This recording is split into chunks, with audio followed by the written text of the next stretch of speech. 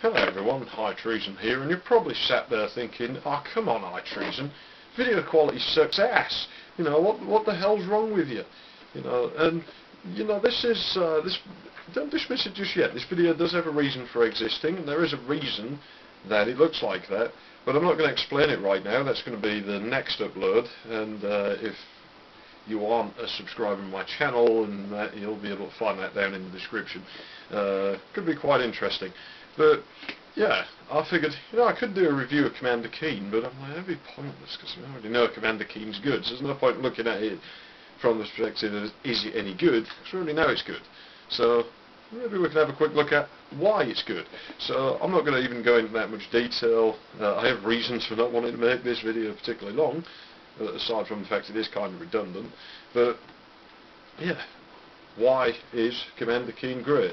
Let's try and think of 5 reasons. I don't think that'll be particularly difficult, and no, I don't really have any need to open that because I've already got an open one, but it's kind of cool. I thought I'd show that off. And it's going to look like garbage to you. So yeah, here we go, let's get started.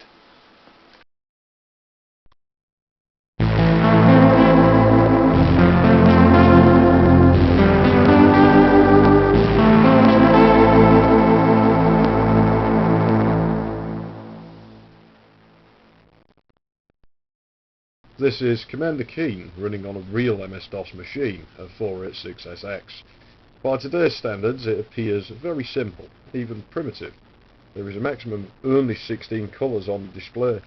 There are only 2 buttons other than the required movement keys, and the sound effects use a simple turn generator inside the computer. If you can call it that, it's actually just a programmable timer driving a small speaker. That's 1-bit audio right there.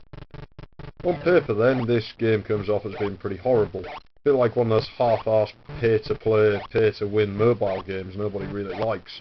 But the truth is, Commander Keen's not a half-arsed game at all. In fact, there's a lot more to it than that.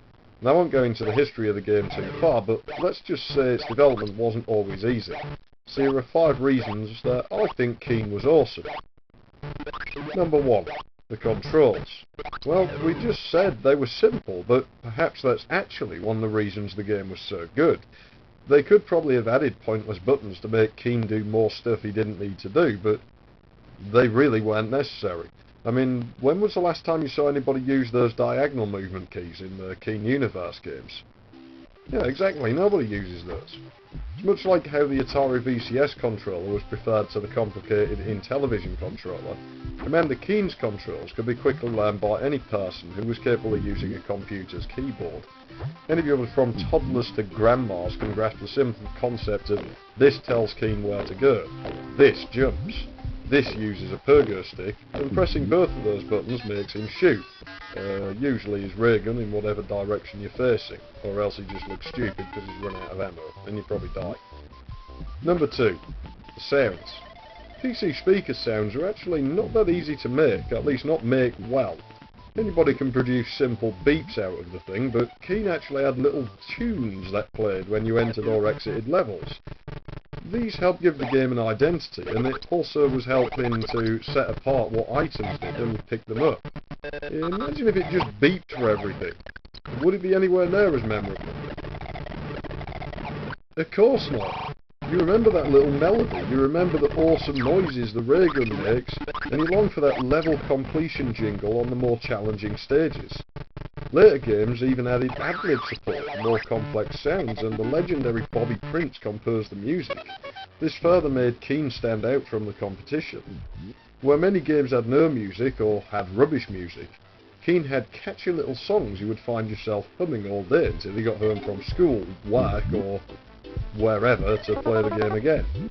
Every song was made in a different style to the last, and by supporting the ad-lib and the Sound Blaster, they ensured more people would be able to hear the music, because those were rapidly becoming the standard due to outselling everything else. And of course, failing that, all machines generally had PC speakers, except really, really crap ones. Number 3. The humour. Keen didn't take itself seriously. In fact, if you read the story accompanying each game, you'd probably get similar vibes to it as you would an old sci-fi serial. Hidden throughout the game were all kinds of amusing little things to be found. from Keen mooning the player to the villains of the 5th game getting pulled over by galactic police for double parking. You're always waiting for the next little thing that will make you chuckle. Number 4, the visuals. Well, whilst the game looked quite simple, it by no means looked ugly. One could argue that the simplicity was actually a good thing, because with the limited colour palette of only 16 colours, adding more detail would probably just be confusing. Like, it would be too much. You would more than likely struggle to figure out where you could and couldn't walk, or what would damage you, causing you to lose a life. The game also did smoothly scroll, which was a rather novel idea at the time and hadn't really been seen before in PC games, at least not much.